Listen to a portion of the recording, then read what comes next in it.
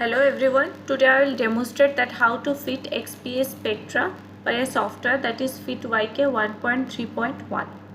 So XPS came in an Excel file like this. Like this sample N611 has cobalt, nickel, copper and oxygen, but you can see along with that carbon is always coming because carbon is always used as reference for every material, as advantageous carbon is always present as contaminant for every material. So first we need to correct the carbon peak and see whether the binding energy is coming at its right position or not. So go to quick load file and then add carbon 1s.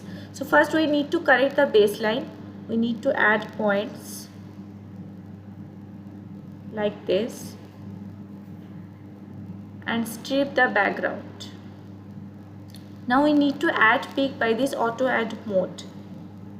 So when I am selecting this, you see 4 parameters came: height, center, G width and shape.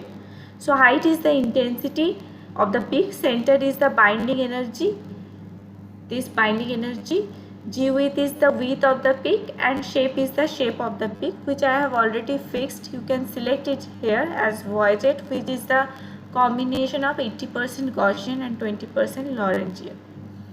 Now I am fixing the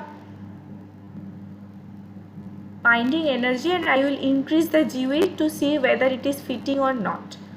This yellow one is the fitted one, this green one is the experimental, and this down below green is the difference peak.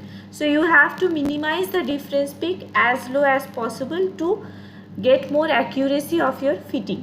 So first I am increasing the peak like G width like this. It is coming in the right way, but still some portion is remaining. So I am increasing it. Okay, but there is some difference peak coming here. So I need to decrease it and come back to this.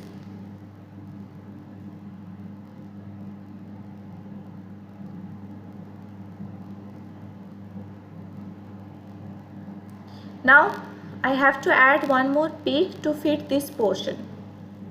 So I am adding one more peak like this and I will increase, suppose to 1, binding energy to a little bit.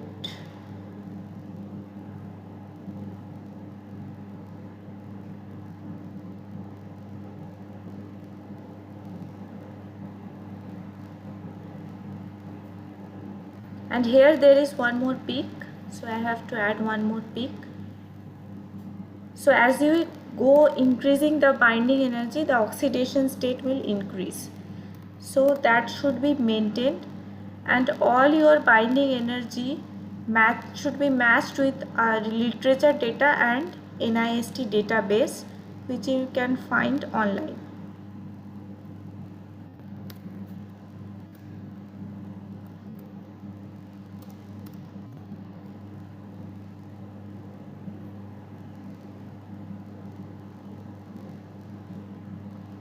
So as you go down right towards the FWHM or G width value should increase, because the oxidation, with increasing oxidation state, the binding energy as well as FWHM should increase.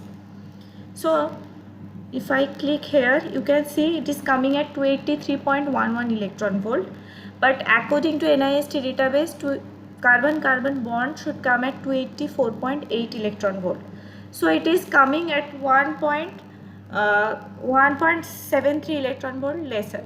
So in every element which is present in this material where carbon is used as reference, I have to add 1.73 electron volt. So I have already done that, and this is after carbon correction. And like way I have fitted oxygen 1s of the same material. You see this much is the difference peak. You can fit more better way with time, and you see this peak is due to lattice oxygen, this is due to defect oxygen, and this is due to adsorbed OH minus. So if you click it from the area under the curve, you can really find out that how much a lattice oxygen and how much defect oxygen is present.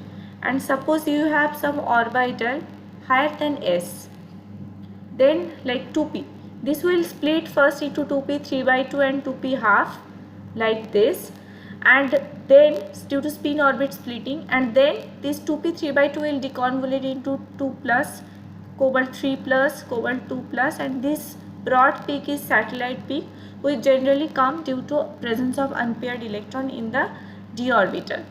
So from XPS you can really find out the amount of 2 plus, 3 plus, or different type of oxygens, or any type of charge transfer from any metal to other metal, or coordination environment of any material. Thank you very much.